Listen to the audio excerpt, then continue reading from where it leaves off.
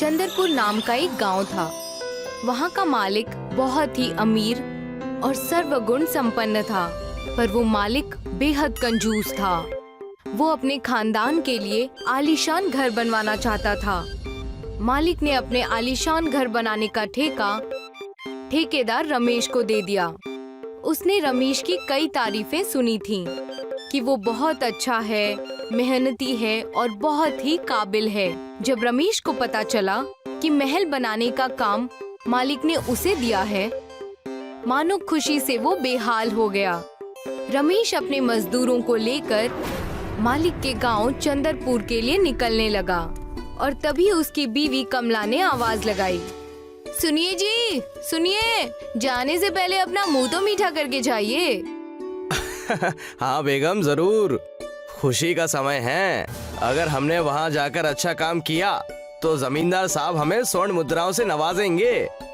मैं दुआ करूंगी कि आपकी सारी ख्वाहिशें पूरी हों। रमेश अपने सारे मजदूरों के साथ चंद्रपुर गांव के लिए निकल जाता है। अरे, मैंने सुना है कि चंद्रपुर गांव में बहुत अमीर आदमी रहते हैं।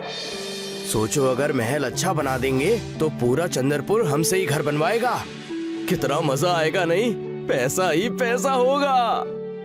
अरे इतना ज्यादा मत सोचो, ये सोचो कि अगर खराब महल बन गया तो पूरा चंद्रपुर हमारा पीछा नहीं छोड़ेगा। और जमींदार बहुत कंजूस है, मैंने ये भी सुना है। मजदूरों की खुशी को देखकर ठेकेदार रमेश उनसे बात करता है और कहता है, भाइयों, ये समझ लो कि हमारी जिंदगी का सबसे खास काम हमें आज मिला है। यहाँ के बहुत बड़े जमींदार हमसे अपना घर यानी कि महल बनवाना चाहते हैं। हमें बहुत मेहनत मशक्कत करके काम करना होगा। जमींदार साहब हम पर निगरानी भी वही रखेंगे। कोई सामान या किसी भी चीज का खपरा नहीं करेगा, वरना उसका अंजाम बहुत बुरा होगा। हम अपना 100% इस काम में लगा देंगे मालिक। बस आप हम मजदूरों का भी ध्यान रखना। तुम सब उस चीज की फिक्र मत करो। आप सबके खाने पीने का इंतजाम जमींदार साहब ने अच्छा करवा दिया है। कल से बस काम पर लग जाओ और जल्दी से महल तैयार कर दो। रमेश अपने मजदूरों को समझा ही रहा था कि वहाँ पर उनसे मिलने मालिक उन सब से मिलने खुद ही आ गए। क्यों ठेकेदार साहब, कैसा लगा हमारा गांव? चंद्रपुर का पानी पसंद आया कि नहीं? अब सब कुछ बढ़िया है हुजूर। मैं बस अपने मजदूरों को समझा रहा था कि काम कैसे करें। मजदूरों से याद आया कि आप सभी का हमने रहने का पूरा इंतजाम कर दिया है। आप बस जल्दी से हमारा महल बनाकर हमें दे दीजिए। मैंने बहुत सुना है आपके मजदूरों की कारीगरी और नेकी के बारे में। उसी वक्त रमेश अपने मजदूरों को कारीगरी की सलाह देने लगता है और कहता है, हम सबको बहुत बारीकी से काम करना होगा। जमींदार बहुत कंजूस है। अरे मालिक, हमने भी सुना है जमींदार साहब बस उतना ही सामान मंगवाते हैं जितना उन्हें काम हो। हाँ, पिछली बार चंद्रपुर गांव में इन्होंने अपने पुराने घर की मरम्मत कराई थी। उसमें रेती और बालू कम होने से इन्होंने मिट्टी डलवा दी। ठेकेदार साहब, मुझे तो अभी से अनहोनी का डर लग रहा है, कहीं हमसे कुछ गड़बड़ ना हो जाए। अरे काम शुरू होने से पहले तुम लोग अनर्थ बातें कर रहे हो। सब अच्छा होगा, भगवान हमारे साथ है। लगन और मेहनत से सारा काम करो, चलो। रमेश और मजदूरों की चिंता देखकर मालिक ने कहा, चिंता की कोई बात नहीं है। महल का सारा सामान हमने पहले ही मंगवा लिया है। महल बस आप आलीशान बनवाइए, ठीक है? रमेश और मजदूर मालिक की बात सुनकर महल बनाने का काम शुरू कर देते हैं। दूसरे दिन सारे मजदूर काम पर लग जाते हैं। तब रमेश मालिक के पास जाकर महल बनाने के सामान की पर्ची उन्हें देता है। जमींदार साहब, बस कुछ बेशकीमती पत्थरों की कमी है, इन्हें बस आप मंगवा लीजिए, हमारा सब काम पूरा हो जाएगा। जरूर ठेकेदार जी, जरूर। महल में कोई कमी नहीं होनी चाहिए। पत्थरों का इंतजाम करवा देता हूँ अभी। मालिक से पर्ची लेकर नौकर बेशकीमती पत्थर लेने चला जाता है। नौकर के पत्थर लाने तक सारे मजदूर ठेकेदार से बात करते हैं। अरे बाप रे, महल इस बेशकीमती पत्थर से बनेगा? बहुत महंगा पत्थर है ये। हमें सावधानी बरतनी होगी। हम सबको सावधानी से काम करना होगा। कुछ भी यहाँ वहाँ हुआ तो मामला बिगड़ जाएगा। कुछ ही वक्त बाद नौकर बेशकीमती पत्थर लेकर वहाँ आ जाता है। अगर मैंने ये बेशकीमती पत्थर से ये घर बना दिया तो पूरा शहर मेरी तारीफ करेगा और मुझे और मेरे मजदूरों को और काम मिलेगा। रमेश उन कीमती पत्थरों को काम की जगह पर रखवा देता है और मजदूरों को आराम करने के लिए कहता है। शाम हो चुकी है, आज आप सब आराम फरमाइए। कल सुबह उठकर इस बेशकीमती पत्थरों से महल का काम शुरू करेंगे। पूरे गांव में कीमती पत्थर होने की वजह से चोरों को उनका पता चल जाता है और सारे चोर उन पत्थरों को गायब कर देते हैं।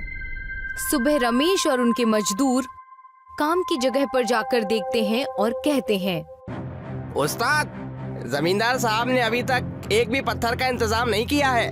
सारे मजदूर कब से पत्थर का इंतजार कर रहे हैं। कृपया करके हमें बताइए, बिना पत्थर के सारा काम रुका हुआ है। अरे पत्थर तो रात को इनके नौकर ने मंगवा लिया था। मैंने तो खुद अपनी आंखों से देखा था। लगता है कीमती होने के कारण उन्होंने कहीं और रखवा दिए। मैं अभी उनसे पूछ कर आता हूँ। ठेकेदार रमेश तुरंत मालिक के घर चला जाता है। मालिक अपने घर में उस वक्त आराम फरमा रहा होता है। जमींदार साहब, अभी तक मुझको और मेरे मजदूरों को पत्थर नहीं मिला। आपने कहा था कि आप इंतजाम कर देंगे।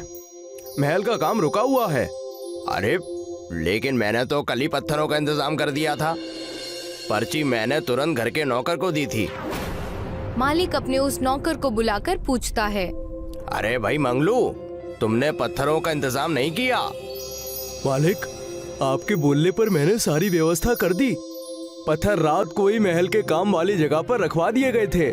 अरे तो उस जगह दिखाई क्यों नहीं दे रहे? जमीन निकल गई या आसमान खा गया? ये सब होने के बाद रमेश और मालिक दोनों मजदूरों के पास जा पहुँचे।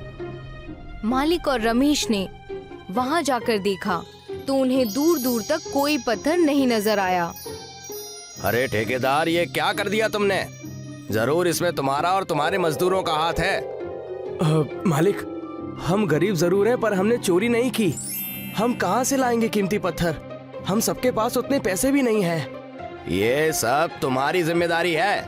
कहीं से भी पत्थर लेकर आओ और मेरा आलीशान महल तैयार करो, वरना मैं हर जगह खबर फैला दूंगा कि तुम और तुम्हारे मजदूर चोर हो। कोई काम नहीं देगा तुम्हें। ठेकेदार परेशान होकर अकेले जंगल की ओर निकल गया, ये सोचते हुए कि अब वो क्या करेगा, पत्थर कहाँ से लाएगा। मुझ पर ऊपर वाले कैसी मुसीबत आ गई है। कुछ तो रास्ता दिखाओ ऊपर वाले। ठेकेदार परेशान होकर एक जंगल की ओर चला गया। वहाँ उसे एक बड़ा सा बगीचा नजर आया। ठेकेदार ने वहाँ जाकर एक दरख्त देखा। वहाँ लिखा हुआ था, सच्चे दिल से अपनी एक मनोकामनाएं मांगो, वो जरूर पूरी होगी। रमेश ने मनोकामना मांगी। हे ऊपर वाले, मेरी ये दुआ जरूर कबूल हो जाए, वरना मैं और मेरे मजदूर रास्ते पर आ जाएंगे। रमेश ने पत्थर के दरख्त की मनोकामना कहकर एक बीज बो दिया। देखते ही देखते वो बीज बहुत सारे दरख्त बन गए। रमेश पत्थर के दरख्त देखकर हैरान रह गया और सारे मजदूरों को वहाँ बुलाकर उसने दरख्त के बारे में बताया। अरे मालिक, अब हमें कहीं भागने की जरूरत नहीं पड़ेगी। हम पत्थर के दरख्त से महल तैयार करवा देंगे। जमींदार का आलीशान महल हम बनवा देंगे। पत्थर के दरख्त से ठेकेदार ने मालिक का महल बना दिया और सारे शहर और गांव में अपना बोलबाला कर दिया। अरे भाई, मानना पड़ेगा रमेश, तुम और तुम्हारे मजदूरों को वफादारी से सारा काम करवा दिया। बहुत बढ़िया, बहुत शानदार। इतना सुनते ही मानो सारे मजदूर ठेकेदार को अपने कंधों पर उठाकर जश्न मनाने लगे।